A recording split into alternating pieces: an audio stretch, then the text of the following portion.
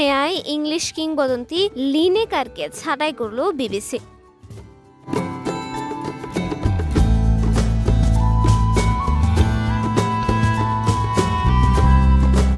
1986 সালে বিশ্বকাপটা একান্তই নিজের করে নিয়েছিলেন ডিয়েগো ম্যারাডোনা।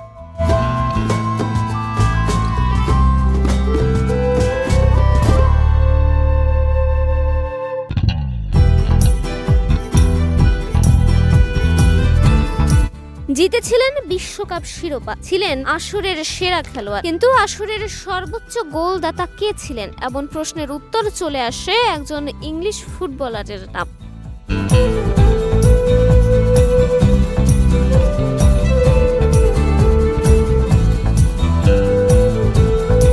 তিনি গ্যারি লিনেকার, ইংল্যান্ডের বিস্তৃত ফুটবল ইতিহাসে অন্যতম সেরা স্ট্রাইকার। ফুটবলের মাঠ থেকে সরে গিয়ে যুক্ত হয়েছিলেন ফুটবল বিশ্লেষক এবং উপস্থাপনার কাজে।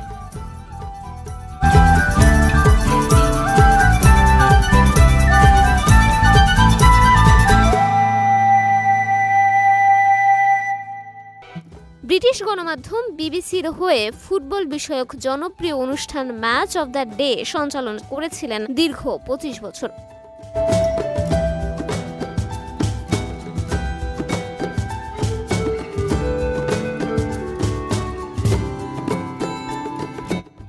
কিন্তু ফিলিস্তিনের পক্ষ নিয়ে বিতর্কের মুখে পড়েছেন গ্যারি লিনেকার, আর সেটাই হয়ে গিয়েছে তার চাকরি হারানোর কারণ।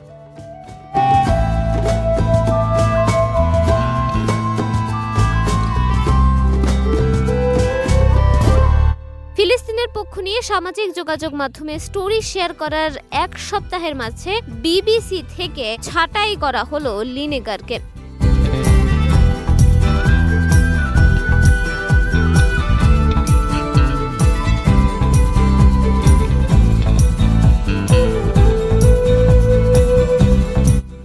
ইংলিশ প্রিমিয়ার লিগের শেষ ম্যাচটির পর লিনেকারের সঙ্গে 25 বছরের সম্পর্ক শেষ করেছে বিবিসি।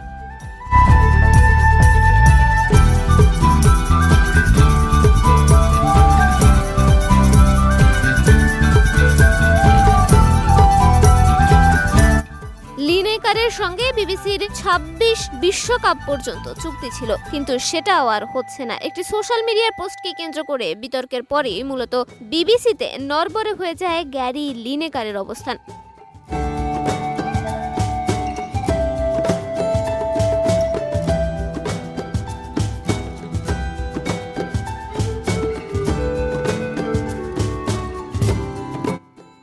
ওই পোস্টে তিনি ফিলিস্তিনের প্রতি সংহতি প্রকাশ করেছিলেন, পরে অবশ্য তিনি তা মুছে দেন।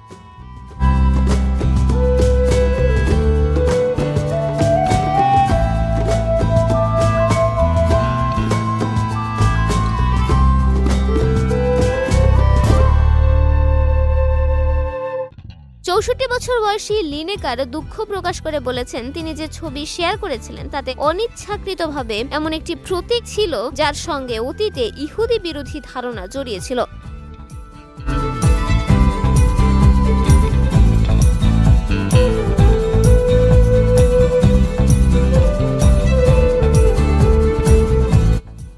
মানবাধিকার কর্মীরা বলছে, লিনেকারের বিদায় পশ্চিমা গণমাধ্যমে একটি ক্রমবর্ধমান প্রবণতার অংশ, যেখানে যারা ইসরায়েলের সমালোচক বা ফিলিস্তিনের পক্ষে অবস্থান নেন তাদের কণ্ঠ রোধ করা হচ্ছে।